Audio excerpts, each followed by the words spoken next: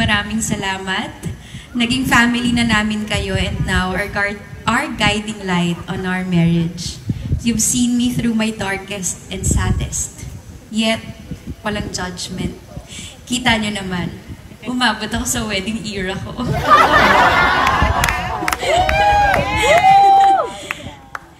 Short and sweet. Asa na ba? Sa sweet, ano? Ayun. Alam din namin, syempre, napagod ang iba dahil today, nag-arrive ang iba. So, yes, galing pa sa biyahe. So, hoping everyone can feel the place and the vibe of this weekend's festivities. Sabi!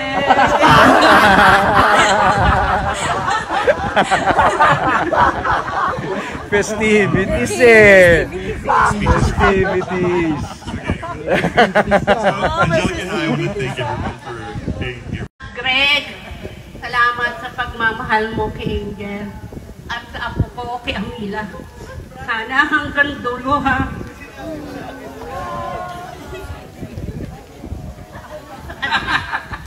At kay Angel, nak, matagal natin ito hinintay. Umayos ka, nak.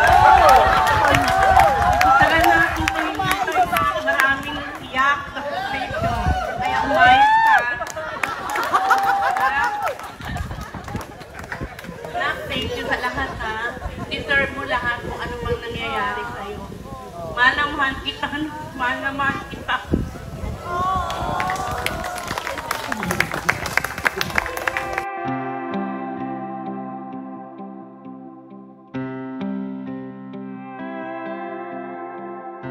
They say true love don't exist no more,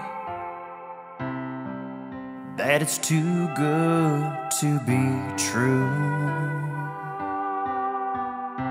But from day one, I knew I was staring in the eyes of the one that I would give my heart to.